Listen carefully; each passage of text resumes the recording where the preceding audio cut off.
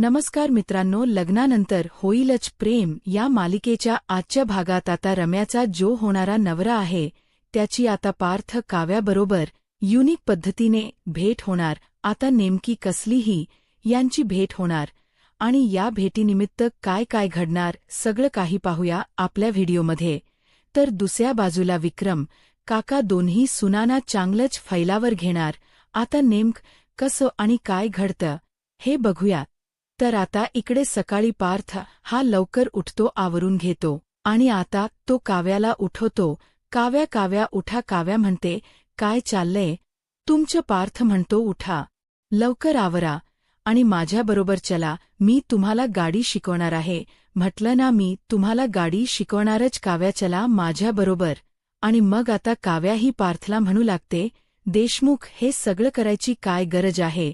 आणि माझा नवरा एवढा उत्तम ड्रायव्हर आहे, माझ्या नव्याला एवढी छान गाडी चालवता येते, मग मला गाडी शिकायची काय गरज आहे? मला नाही शिकायची ना गाडी, प्लीज नको ना. का उगाचच्या उगाच तुम्हाला लोकांच्या आणि माझा आणि तुमच्या त्याशिवाय गाडीचाही जीव धोक्यात घालायचाय, प्लीज नको ना. नको पार्थ, प्लीज. पार्थ म्हणतो, का आम्हाला कसम हाणता? आम्ही पुरुष हे करत नाही, आम्ही ते करत नाही. मी केली की नाही तुम्हाला स्वयंपाकात मदत? तुम्ही म्हणालात म्हणून. मग आता मी सांगतोय ना म्हणून तुम्ही गाडी फेकायची.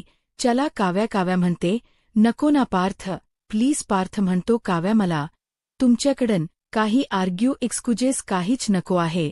अहो, तुमच्याकडून एक्सेप्टेबल नाहीये. तुम्ही अशा एवढ्या हुशार, ब्रेव, एवढ्या इंटेलिजंट, माइंड ब्लोईंग आहात आणि हे असं तुम्हाला साधी गाडी चालवता येत नाही. फक्त गाडीच तर चालवण्याचा प्रश्न आहे. काव्या तुम्ही यू शिंकून जा. चला, मी आहे ना. मग पार्थ आता बळजबरीने धरून बांधून काव्याला 7:30 वाजता घरातून बाहेर घेऊन जातो गाडी शिकवण्यासाठी. आणि काव्या आणि पार्थ आता दोघजण गाडी चालवायला आता शिकायला तयार असतात. काव्या आता ड्रायव्हिंग सीटवर बसतील. पार्थ म्हणतो, गाडी चालवण्यासाठी पहिले आपल्याला सीट बेल्ट लावा लागेल. लावून घ्या. मग काव्या सीट बेल्ट लावते, पार्थही लावतो. त्यानंतर मग आता पार्थ म्हणतो, किल्ली कुठे आहे? काव्या म्हणते, किल्ली. पार्थ म्हणतो, माझ्याकडे गाडी चालवायला बसलाय. किल्ली विचारायला नको. मग काव्या म्हणते, द्या. मग पार्थ तिला किल्ली देतोत. याच्यानंतर मग पार्थ तिला सांगतो, पहिली गोष्ट महत्वाची गाडीमध्ये ABC महत्वाचा असतो. क्लच, ब्रेक, आयलिटर कळत्य. त्यावर मग काव्या म्हणते, अहो, एक्सिलरेटर, ब्रेक, क्लच ना. त्यावर पार्थ म्हणतो, मी उलट्या क्रमाने पाठ केलं होतं, त्यामुळे मी सुद्धा उलट्या क्रमाने शिकवतोय. बरं, ते सोपं असतं. तुम्ही जाऊ द्या, माझ्याशी आर्ग्यू करू नका. आता मी सांगतो तशी तशी गाडी सुरू करा. काय? त्याबरोबर आता दुसऱ्या बाजूला इकडे जीवा आणि नंदिनी हे दोघंसुद्धा सकाळ सकाळ घरातनं बाहेर पडलेले असतात. आता नंदिनीने जीवाला नेलेलं असतं भक्तीच्या नव्याला भेटायला. भक्तीचा नवरा म्हणजे विजय. आता नंदिनी जीवाला म्हणालेली असते, अहो जीवा, तो जो विजय आहे ना, भक्तीचा नवरा, अहो, त्याने भक्तीला फक्त ती जाड झाली आहे या कारणामुळे सोडून दिले. अहो, बिचारी खूप नाराज आणि उदास आहे. हो, आणि आज मी तिच्या नव्याला आनंद निवासला मला भेटायला बोलावल. तुम्हीही आलात तर बरं होईल. तुमची त्याला समजवायला मला थोडीफार मदतच होईल. जीवा म्हणतो, ठीक आहे नंदिनी, तू म्हणशील तसं. आणि तसंही जर आपल्यामुळे एखाद्याचा संसार वाचणार असेल तर काय हरकत आहे, मदत करायला चालेल. आपण जाऊया, काही हरकत नाहीये माझी. आणि मग आता लगेचच जीवा हा म्हणू लागतो की आपण जाऊ. आणि मग ते दोघेही आनवासला सकाळी 8 वाजता निघून जातात.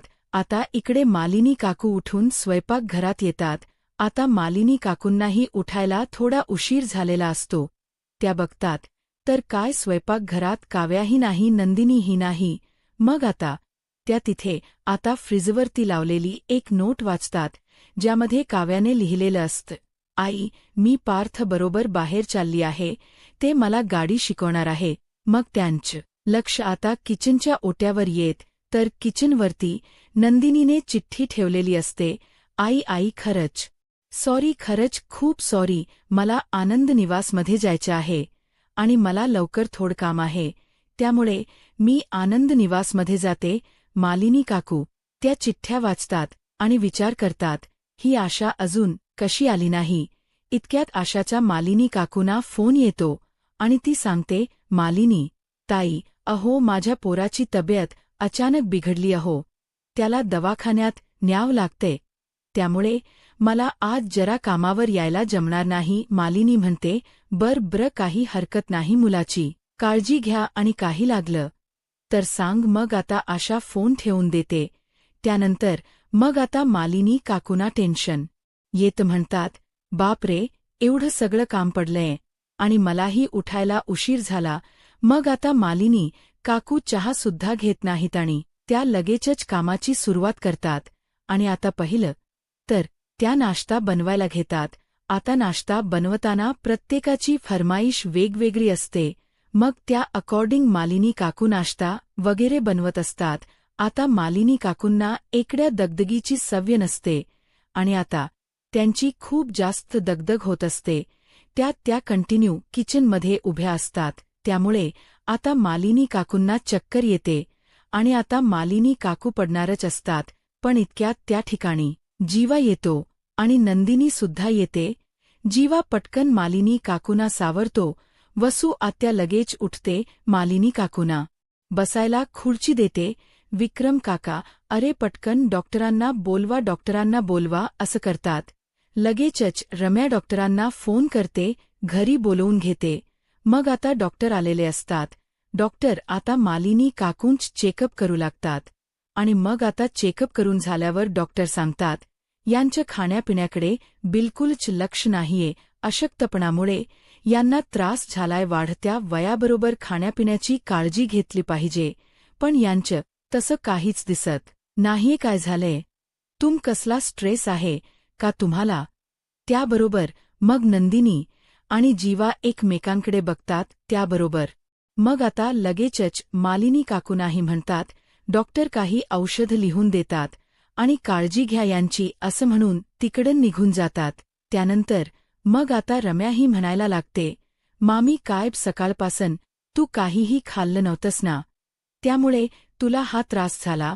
अगं सकाळी जरा चहा वगैरे घेतला असतास, नाश्ता केला असतास तर तुला बरं वाटलं असतं. लागलीस का कामाला लागलीस तू? त्याबरोबर विक्रम काकासुद्धा म्हणतात, मालिनी अगं काय म्हणावं या तुझ्या वागण्याला. आता तू लग्न झालेली ती 20 वर्षांची मालिनी उरलेली नाही आहेस. आता तू आपल्या दोन मुलांच्या बायकांची सासू झालेली आहेस. 2 सुना घरामध्ये असताना तुला किचनमध्ये जाण्याची गरज लागतेच काय? आता सुना आहेत घरामध्ये, आशा आहे, त्यांच्याकडून काम करून घ्यायची सोडून तू का करतेस काम? मग मालिनी काकू सांगतात, अहो आजच्या दिवस जीवा आणि पार्थ आपापल्या बायकांना घेऊन जरा बाहेर गेले होते आणि आशाच्या मुलाची अचानक तब्येत खराब झाली, त्यामुळे आशा कामावर नाही येऊ शकली. विक्रम काका म्हणतात, आशाच कारण तर मी समजू शकतो, पण या जीवा आणि पार्थला काय म्हणावं?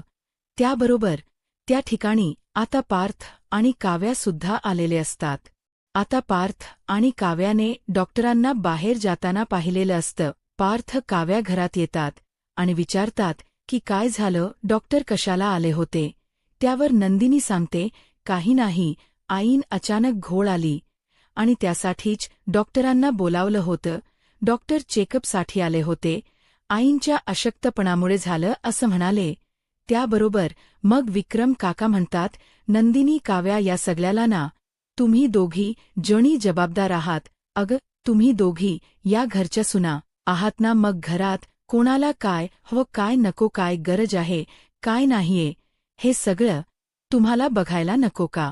आता दोघींना सुना म्हणून तुमची प्रत्येक हौस मौस मान सगळं आम्ही करतो की नाही?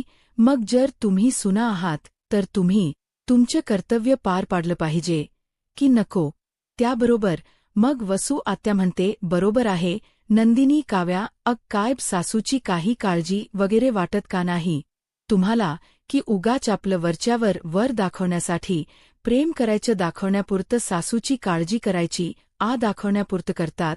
मग काय उपयोग आज मालिनीची तब्येत बरी नव्हती आणि तरीही मालिनीला स्वयंपाकघरामध्ये उभं राहावं लागलं आणि त्यामुळे बघा आता तिला मरणाचा त्रास होतोय. तिला किती चक्कर वगैरे आली. नशीब थोडक्यावरती निभावलं. जर मालिनी खाली पडली असती, तिला लागलं वगैरे असतं तर किती महागात पडलं असतं नाही. म्हणजे नव्यांबरोबर फिरा हिंडा, तुमचं वय आहे, पण त्याबरोबर घरची जबाबदारीसुद्धा खांद्यावरती घ्या ना. जबाबदारी झटकून हे असं उंडारत राहणं हे योग्य आहे का? नंदिनी काय, तू कुठे गेली होतीस? नंदिनी म्हणते, आनंद निवासला. त्यावर मग लगेचच वसवत्या म्हणते, हो हिला तर बाबा इथं कारणच आहे, कामासाठी चाललीय म्हणून. अगं पण ती तुझी स्वतःचीच ट्रस्ट आहे ना. जर तू तिकडे थोड उशिरा गेलीस तर चालणार नाही का? तुला कोण विचारणार आहे का? तिकडे नाही ना विचारणार, मग का गेलीस? एवढ्या लवकर काय गरज होती? आणि काव्या तू कुठे गेली होतीस? त्यावर पार्थ म्हणतो, मी त्यांना गाडी शिकवत होतो. त्यावर मालिनी काकू म्हणतात, वा शाबास, आणखीन काही करायचं की? अरे पार्थ, घरामध्ये आईला मदतीला वगैरे ठेवायचं सोडून बायकोला बाहेर फिरायला कसला घेऊन जातोस रे तू? त्याबरोबर मग आता नंदिनी आणि काव्या ह्या दोघींनाही गिल्टी वाटत असतं. त्यांच्या लक्षात येतं की हे सगळं काही आपल्यामुळे झालंय, आपणच या सगळ्याला दोषी आहोत. मग नंदिनी आणि काव्या मालिनी काकूंच्या जवळ बसतात आणि आता मालिनी काकूंची त्या दोघी माफी मागू लागतात. नंदिनी म्हणू लागते, आई आमचं चुकलं, आम्हाला माफ करा. नाही म्हणजे खरं तर मला माहीत नव्हतं की काव्या बाहेर जाणार आहे आणि काव्यालाही माहीत नव्हतं मी बाहेर जाणार आहे. जर आम्हाला माहीत असतं तर आमच्यापैकी एक जण कोणतरी नक्कीच घरी थांबली असती. पण ते जे काही असेल ते पण त्यामुळे आमच्यामुळे तुम्हाला त्रास झाला, ही गोष्ट अत्यंत वाईट झालेली आहे आणि त्यासाठी खरंच I am extremely really very sorry. त्याबरोबर काव्यासुद्धा म्हणते, आई माझ्याकडून सुद्धा तुम्हाला खरंच खूप सॉरी. नाही म्हणजे माझी सुद्धा चूक आहेच की मी सुद्धा घरी थांबायला हवं होतं, पण मी नाही थांबले. मी एकदा नंदिनी ताईला विचारायला हवं होतं की ती आनंद निवासला किती वाजता जाणार आहे. काय रोज ताई 9 वाजता जाते, त्यामुळे माझा असा समज झाला की ताई आज सुद्धा उशिराच जाणार आहे आणि म्हणून मी असं केलं, मी निघून गेले. खरंच सॉरी. नेक्स्ट टाईम मी कधीही असं वागणार नाही.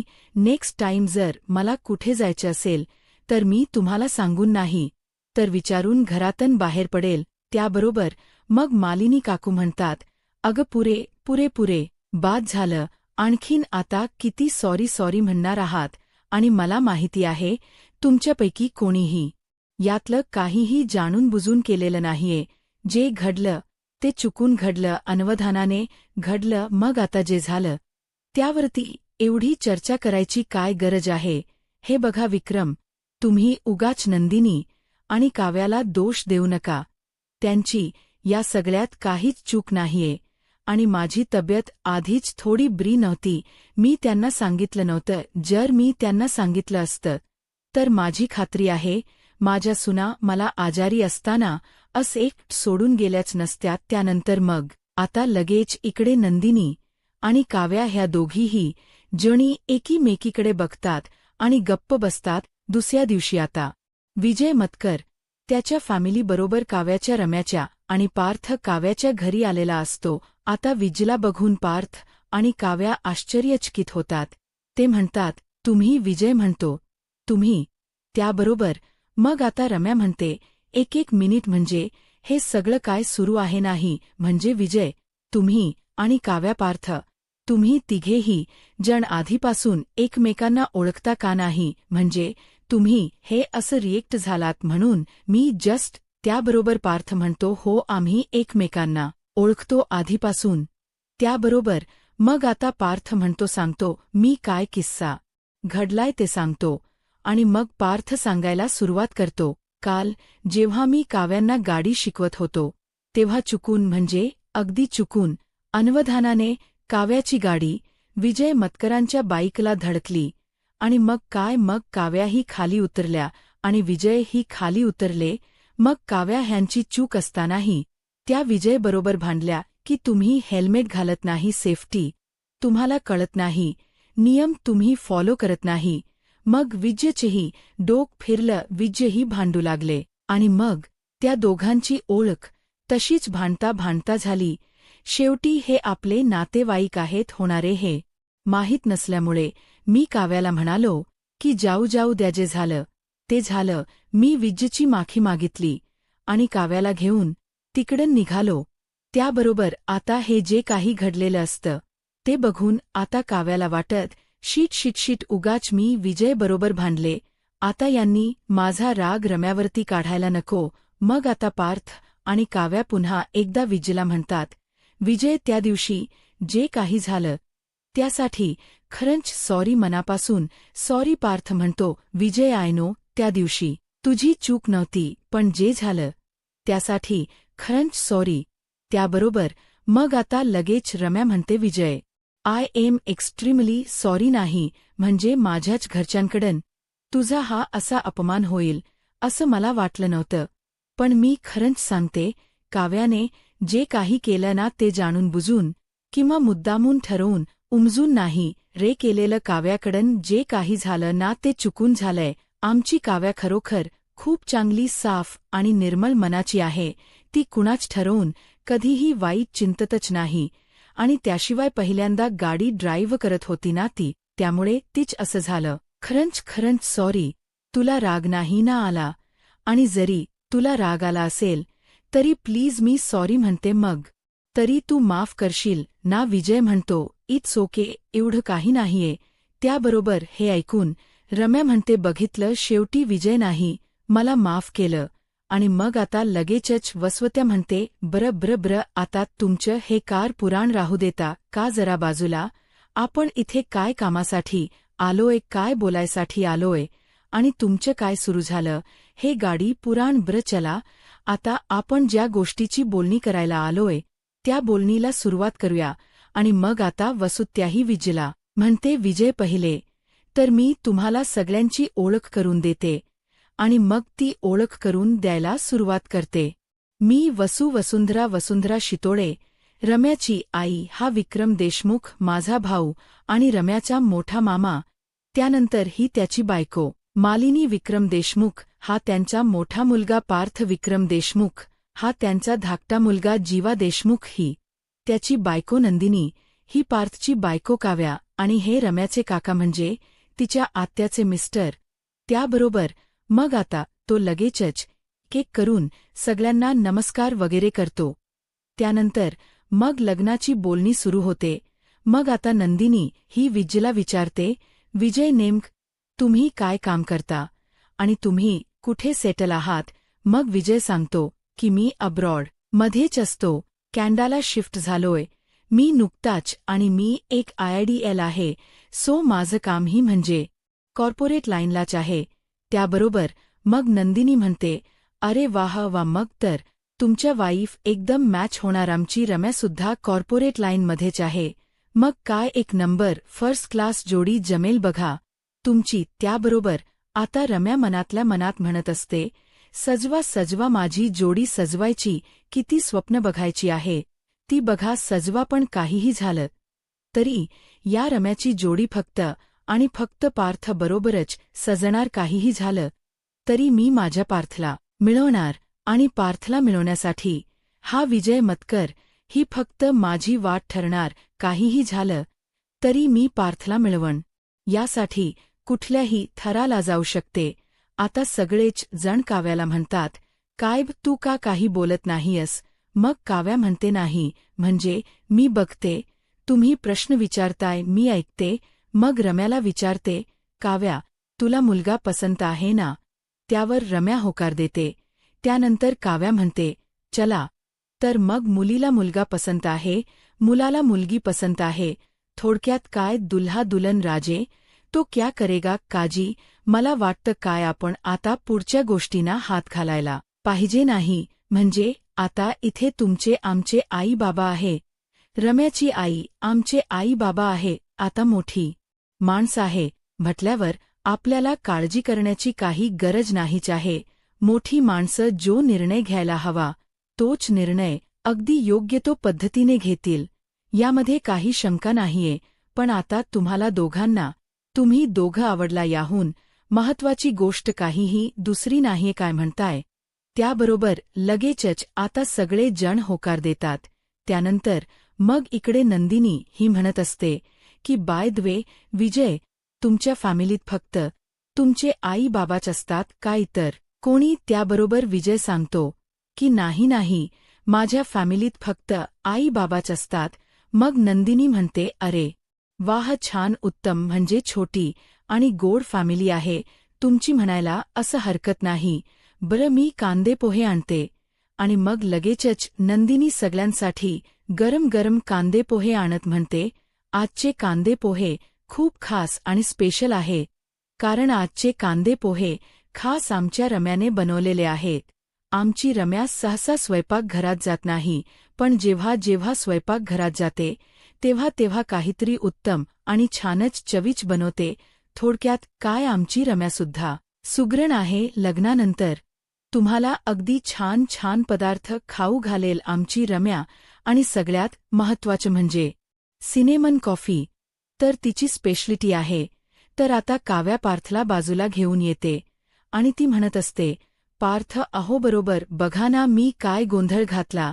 या विजय मतकरलाच मी गाडी ठोकायची होती, का कळलं का तुम्हाला. मी गाडी चालवायला का नको म्हणत होते, ते पण तुम्ही माझं काही ऐकलं नाही. थॉक गॉड, त्या विजय मतकरांनी या गोष्टीचा इश्यू केला नाही तर आता माझ्यामुळे रम्याच ठरलेलं लग्न मोडलं असतं. उगाचच्या उगाच पुन्हा मला गाडी चालवायचा आग्रह धरू नका, हट्ट करू नका. तुमच्या हट्ट्यामुळे खरंतर आज हे सगळं एवढं घडलं असतं.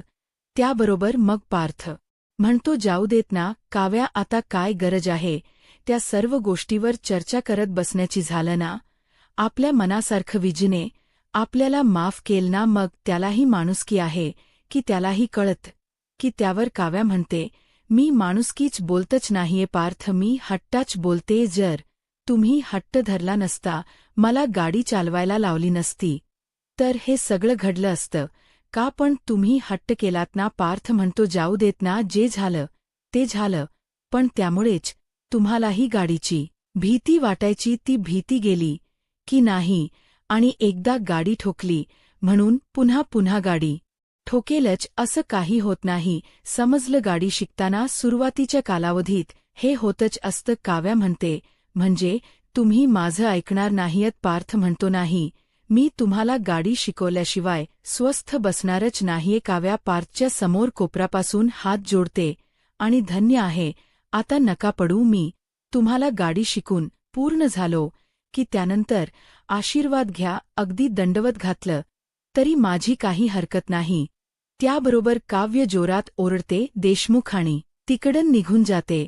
त्याबरोबर पार्थ हसतो आणि म्हणतो, गाडी तर मी तुम्हाला शिकवणारच, त्याशिवाय मी स्वस्थ नाही बसणार. आता पुढे काय होईल हे पाहायला आत्ताच माझा महाराष्ट्र या यूट्यूब चॅनलला सबस्क्राईब करा. धन्यवाद.